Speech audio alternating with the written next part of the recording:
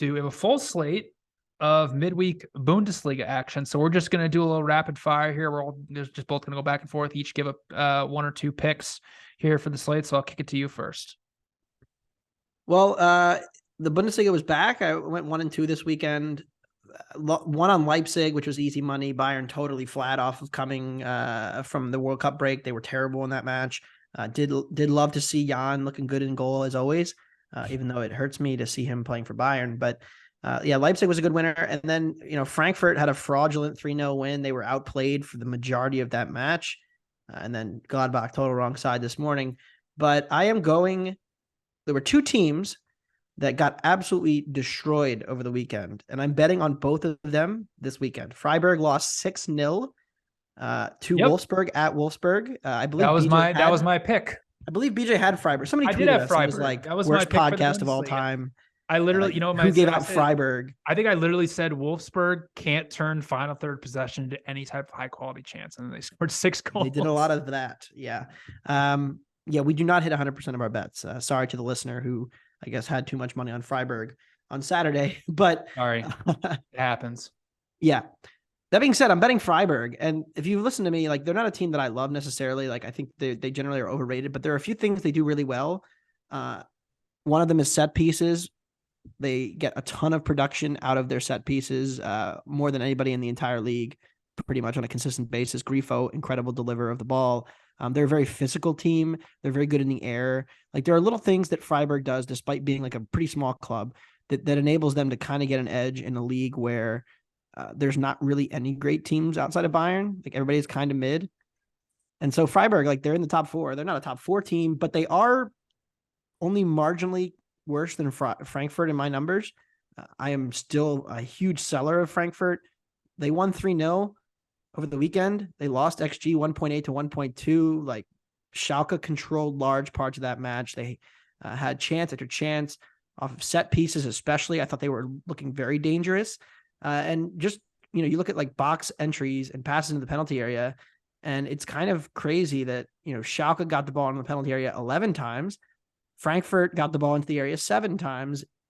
That's pretty concerning for me when Schalke has some of the worst underlying numbers in the league. So my numbers have Frankfurt as a pretty comparable team. They're at home. They're a pick'em. I like Freiburg at home in this matchup.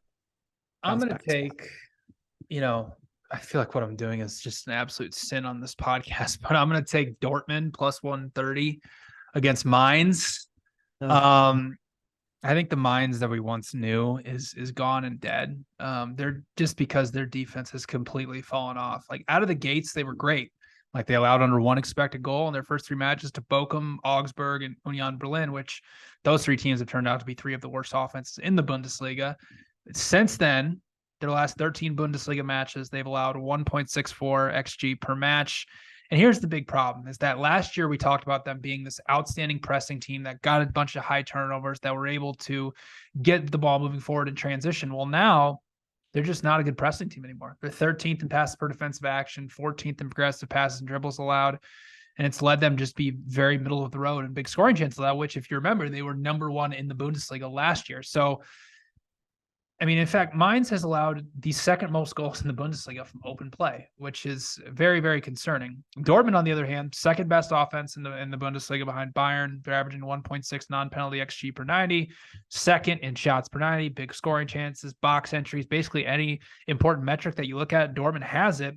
And I think the big thing with Dortmund, I don't know if he's going to play in this match, but Sebastian Haller is back, which is huge for their attack, because no longer is Dortmund going to have to rely on Anthony Modeste to be their out-and-out striker. Like we mentioned, I think, 10, 15 times on this podcast, that he is just not the type of striker that Dortmund needs. They need somebody who can run in behind defenders, and Modeste is not that. Haller is definitely that type of guy.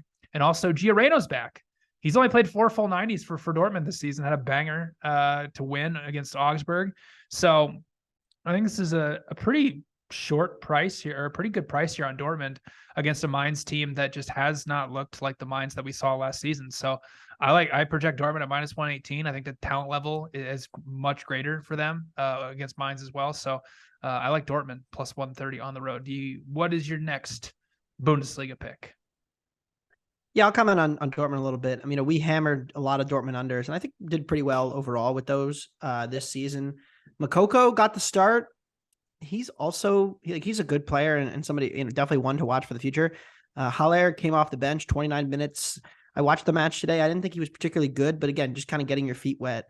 I think Haller makes a huge difference. It's not just him too, though. Like Adeyemi is finally healthy. Yep. Daniel Malen is finally healthy. Like Dortmund's a really interesting buy low after a pretty mediocre first half of the season, especially with a midfield that we all really like with Ochan and Bellingham.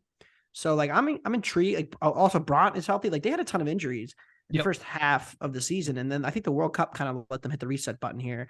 They still played a very Dortmundy game. Like they win 4-3 against Augsburg. Yeah. It was one of their wildest. Created over 3 expected goals sequences. Though. What's that? They created over 3 expected goals, so they were. Yeah, no, they played really well. I mean, Augsburg's defense is terrible, but it was classic Dortmund in the sense that they concede to go down one or to tie 1-1. They scored to go up 2-1. Schlotterbeck's goal, concede right away again. So now it's 2-2. They retake the lead in the 75th and then concede a minute later. Like there's just something about this team. They switch off. It's very annoying. Edin Terzic is just annoying. But I've never liked him. But I think we'll see with Dortmund. I mean, there's no value in going against Bayern. That's the problem. Like, what are you betting them?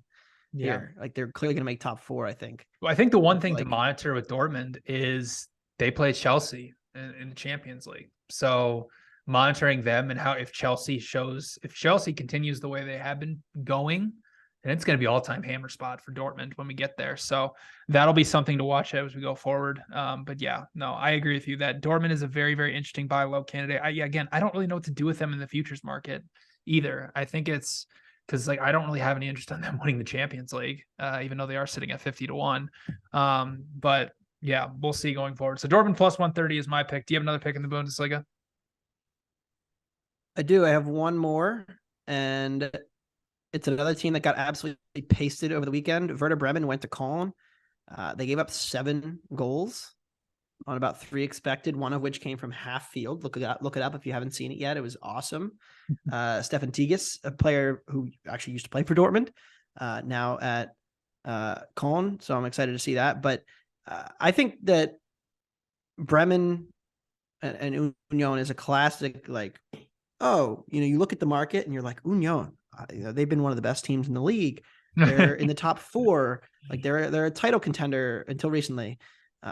They're only a couple points off Bayern. Like they're such a good team. And then you look at Bremen, who's sitting, right around 10th in the league, and you'd say, oh, it's a pick 'em. Like this is easy money on Union. But you look under the hood and it's like this Union attack, which is built off of absolute Houdini magic finishing and a ton of penalties too. I mean, it's not even just like Union has run good in the finishing department, but there's just so much air in their numbers because of red cards, penalties, and then of course the finishing. Like it's kind of like they're basically Fulham, except instead of overperformance on the offensive end, or defensive end, which it is for Fulham, it's on the offensive end. And so you're like, oh, this team is just scoring a shit ton of goals when they really shouldn't be. My numbers, they're an average team. Werder Bremen's about 0.3 worse. So you factor in home field, and I actually make Bremen a favorite. They're a dog. So I like Werder Bremen, pick them at home. Yeah, I'm going to go back to one more match. It's a match you already talked about. Freiburg and Frankfurt. I'm going to go over 3 goals at plus 120. Both of these teams' matches are averaging about 2.85 XG per 90. So both their matches are essentially above what the average is here in the Bundesliga. And we have 2 really outstanding offenses. And listen, I've said a lot of bad things about Frankfurt on this podcast. I think their offense is getting a little better. Now I agree with you that a lot of it is just built off ball carrying because like you mentioned, they're very low in passes in the penalty area. They're very low in crosses completed in the penalty area. So what's the only other way they can do that is basically carry the ball into the penalty area. And the problem is Freiburg just really hasn't been that as good of a pressing team as they've been in years past. Like that's how you stop this Frankfurt team. Like they're about middle of the road in terms of high turnovers, in terms of progressive passes and dribbles allowed and passes per defensive action. So even though they're allowing, their XG per shot is very, very low, and obviously they're due for some positive regression after that 6-0 beat down at the hand of Wolfsburg this past week, and that was a fun way to welcome me back to the Bundesliga. But on the flip side of it, Frankfurt is, they're in the bottom half of the Bundesliga and big scoring chances allowed. Like the Freiburg's in the top 3. So I think this is a good spot to back an over here. I think we could get a little bit more of a bonkers match, an up and down type match. So I do like the over. I project about 2.95 goals. So over 3 goals at plus 120 is good enough for me.